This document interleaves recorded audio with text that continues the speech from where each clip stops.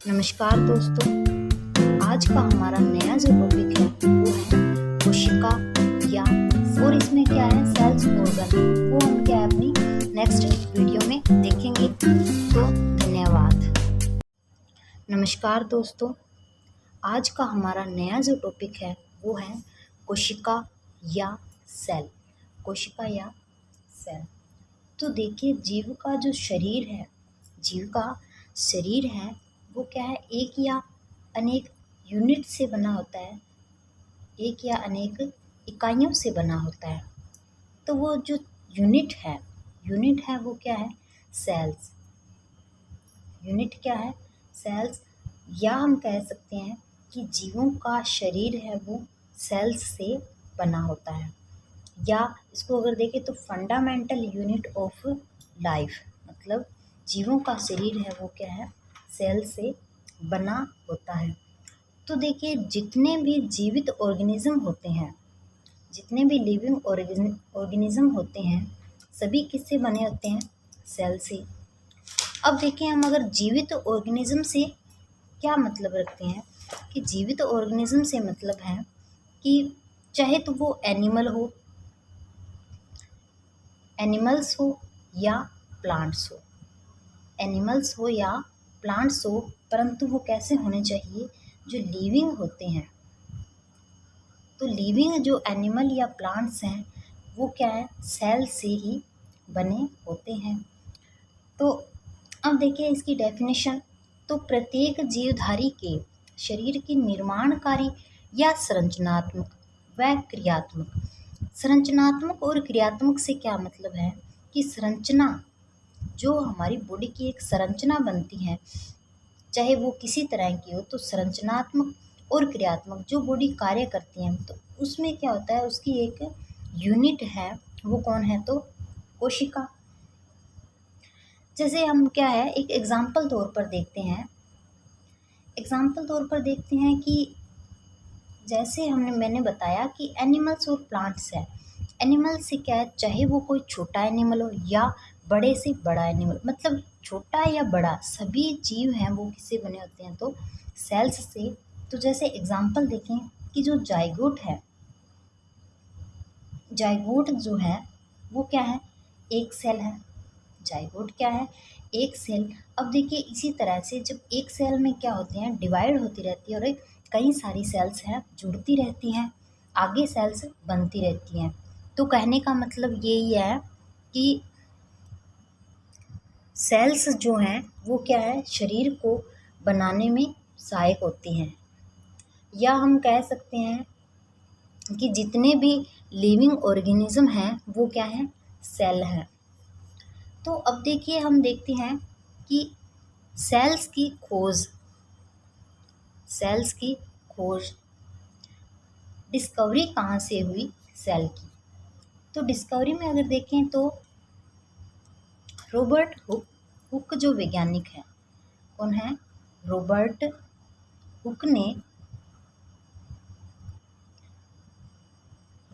Hook जो वैज्ञानिक है, इन्होंने क्या किया था कॉर्क की स्लाइस में किसको खोजा तो सेल्स को खोजा। कॉर्क की स्लाइस में सेल्स को किसने खोजा तो रॉबर्ट हुक ने। अब कॉर्क स्लाइस देखिए जो ट्रीज की छाल होती है उसको कॉर्क स्लाइस कहा है। तो रॉबर्ट हुक ने कॉर्क की स्लाइस में इसको खोजा है। और देखिए जो रॉबर्ट हुक ने बताया था कि जैसे कॉर्क की स्लाइस से मतलब है कि हनी बीज मतलब जो मधुमक्खियों का छत्ता होता है, तो मधुमक्खियों का छत्ता इस तरह से क्या होता है जुड़ा होता है। तो इस तरह की संरचना थी तो उन्होंने इसको क्या नाम दिया था तो सेल नाम दिया। लेकिन देखिए जो रॉबर्ट हुक ने इसकी खोज की, परंतु ये कैसी थी तो मृत डेड सेल थी। कैसी थी तो मृत या डेड सेल। और इनकी एक जो इन्होंने ये डेड सेल की खोज की थी, इनकी एक माइक्रोग्राफिया, इन्होंने क्या किया था डेड सेल की खोज की थी, उसका वर्णन एक बुक में किया था। वो बुक कौन सी माइक्रोग्राफिया माइक्रोग्राफिया में इसका वर्णन किया गया है। उसके बाद है ल्यूवेनहोक। तो ल्यूवेनहोक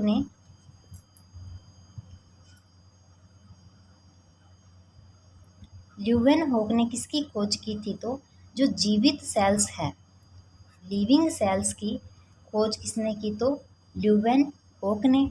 और देखिए जो ल्यूवेनहोक ने किसमें की थी? तो प्रोटोजोआ या बैक्टीरिया जो थे, प्रोटोजोआ या बैक्टीरिया में इसको देखा और इन्होंने इसको क्या नाम दिया था? तो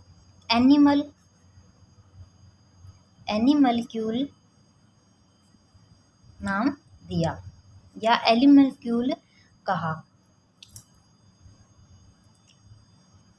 और देखा किसमें था इन्होंने? तो बैक्टीरिया और प्रोटोजोआ में, बैक्टीरिया और प्रोटोजोआ। तो इन्होंने क्या कहा था? एनिमलक्यूल। इसके बाद देखिए हम जो नेक्स्ट देखते हैं, नेक्स्ट देखते हैं कि दो वैज्ञानिक हैं, स्लाइडेन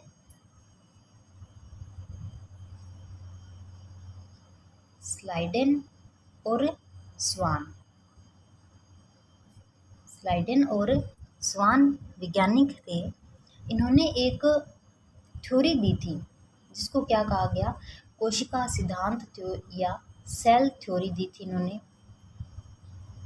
सेल थ्योरी में इन्होंने कहा था कि स्लाइडेन और स्वान ने, देखिए स्लाइडेन जो है वो पादप वैज्ञानिक है और जो स्वान जो है वो है जंतु। इन्होंने कहा था कि जो प्लांट्स और जो एनिमल्स हैं, दोनों के अंदर क्या है? दोनों में जो सेल्स हैं उनके जो उत्तक हैं उनमें क्या है? लगभग क्या होती है? समानता। मतलब कहने का इनका कि दोनों क्या हैं? जो इन एक ही प्रोडक्ट के बने होते हैं। तो इनकी थ्योरी क्या थी? तो इसकी थ्योरी देखते हैं। इन्होंने कहा कि जो पादप और जंतु का शरीर है, पादप और जंतु का शरीर जो है वो सेल्स या उनके जो प्रोडक्ट होते हैं, उनके प्रोडक्ट से बने होते हैं। तो स्लाइडेन और स्वान ने सेल थ्योरी दी थी जिसमें उन्होंने कहा कि पादप और जंतु का शरीर है वो सेल्स या उनके प्रोडक्ट से या उनके मतलब उत्पादों से बने होते हैं।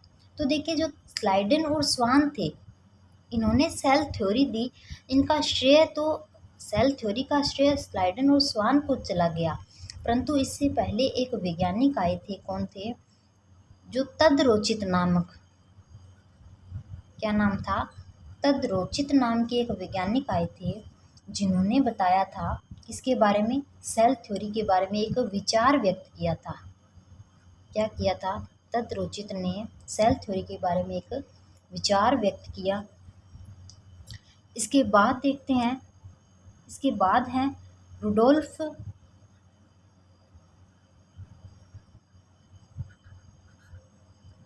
विर्चो, वैज्ञानिक थे जिन्होंने 1855 में इन्होंने क्या कहा था सेल के बारे में?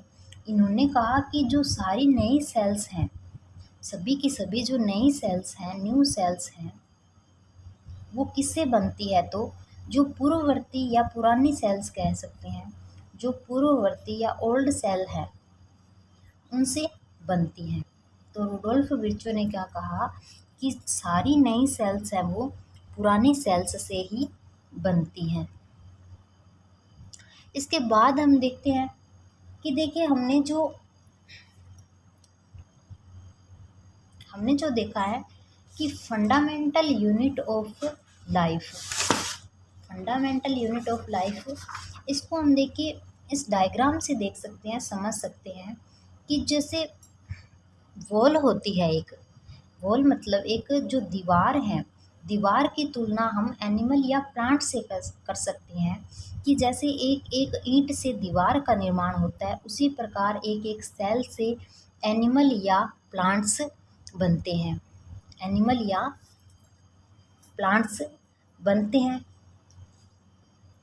जिस प्रकार क्या है कि एक रूम होता है वो क्या कई सारी ईंटों से बनता है, रूम कई सारी ईंटों से बनता है, उसी प्रकार है कई सारी सेल्स हैं वो क्या है लिविंग ऑर्गेनिज्म बनाते हैं। तो देखें कि सबसे पहले एक सेल होती है, सबसे पहले क्या होती है, एक सेल होती है जिससे क्या होता है बहुत सारी सेल्स का निर्माण होता है। एक सेल होती है जिससे क्या है कई सारी सेल्स बनती है। तो ये हमने देख लिया इसको डिफाइन और इसकी खोज के बारे में, जो मेन पॉइंट थे वो। इसके बाद हम देखते हैं सेल्स का डायग्राम देखते हैं। क्या देखते हैं कि सेल का डायग्राम की कोशिका सेल। तो देखिए कोशिका जैसे हम इसको सीधे बना के देख सकते हैं, जैसे ये क्या है हमने एक सेल बनाई, क्या है ये एक सेल है और सेल के ऊपर देखिए ये चारों ओर होता है, क्या होता है चारों ओर, जिसको आवरण बोलते हैं, जिसको क्या कहा गया है कोशिका भित्ति। तो सेल की चारों ओर एक कवर है, एक आवरण है, जिसको हम क्या कहते हैं कोशिका भित्ति।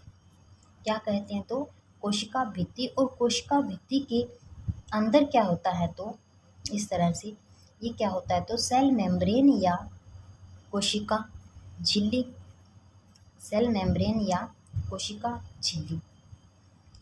तो देखिए कोशिका भित्ति और कोशिका झिल्ली में क्या है कि हम जंतु और पादप दोनों की सेल्स देख रहे हैं।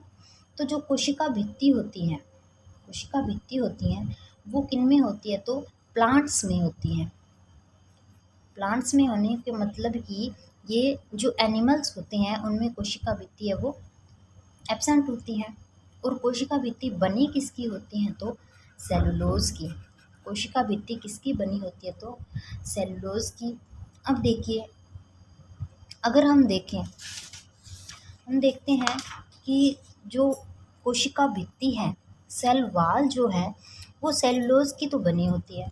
अब क्या है सेल वाल के अंदर क्या है इसके लेयर होती हैं, इसकी लेयर होती है। तो लेयर कितनी होती है बेसिकली देखिए नॉर्मली 3 लेयर होती हैं इसकी। कितनी लेयर होती है 3 से ज़्यादा भी होती है, तो वो बात करते हैं हमने। तो 3 लेयर होती है जिसमें ये कौन सी है तो बाह्य भित्ति, बाह्य भित्ति और ये आंतरिक भित्ति। मतलब क्या है कि ये अंदर की वॉल है और वो बाहर की वॉल है वाल। और ये जो बीच में है इसे क्या कहते हैं तो मध्य पटलिका। क्या कहते हैं मध्य पटलिका। तो सामान्यतः देखिए हम देखते हैं कि सेल्स के अंदर कितनी लेयर होती है तो 3 लेयर होती हैं। और कईयों के अंदर क्या होता है कि चौथी लेयर भी मिलती है। क्या होता है कि चौथी लेयर भी किन में होती है तो फोर्थ जो लेयर होती है वो होती है जो अनावर्त बीजी होते हैं। अनावर्त बीजियों में फोर्थ लेयर होती हैं।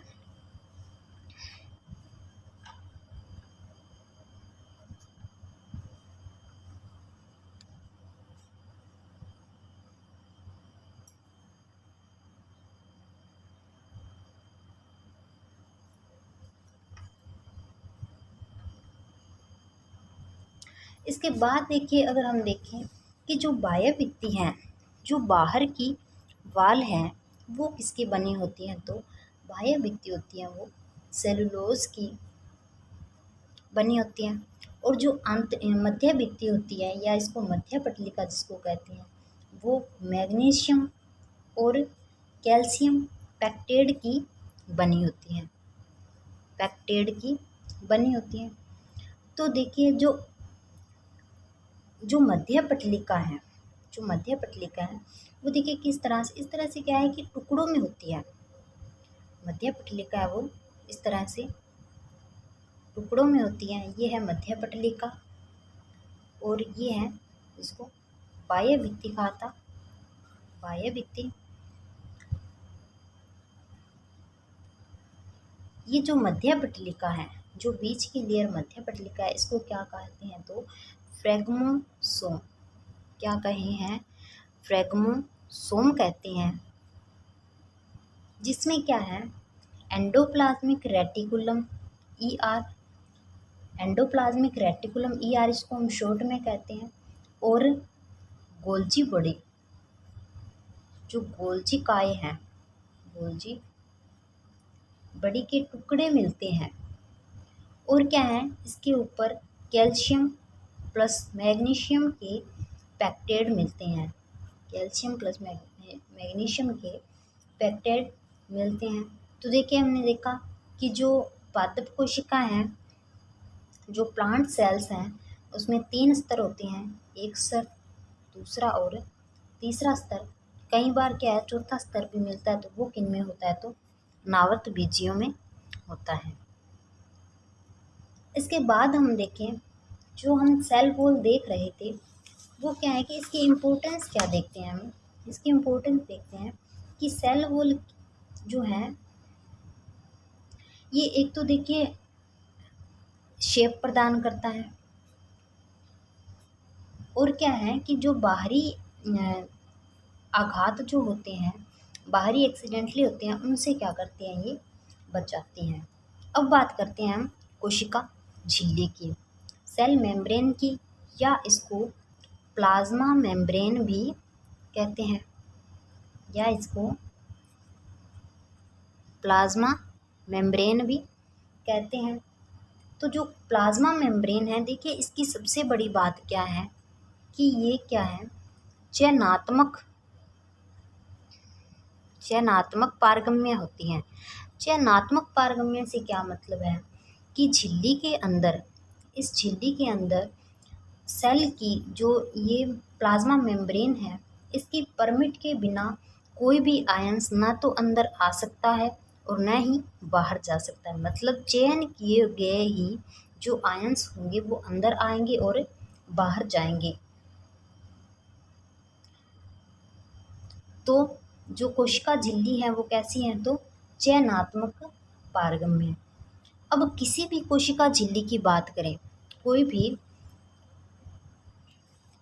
अब अगर हम किसी भी कोशिका झिल्ली की बात करें, सेल मेम्ब्रेन या इसको क्या कहते हैं प्लाज्मा मेम्ब्रेन,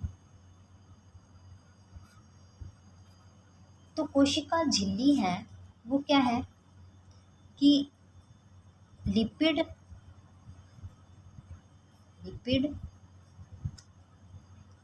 और फॉस्फेट की बनी होती है, लिपिड और फॉस्फेट की बनी होती है, और साथ ही साथ इसमें प्रोटीन।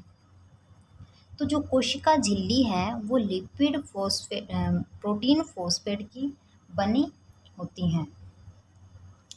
अब अगर देखें हम तो हमने देखा है फ्रेगमोसोम, या जिसको हमने क्या कहा था मध्य पटलिका कहा था, इसको हमने क्या कहा था तो मध्य पटलिका कहा था।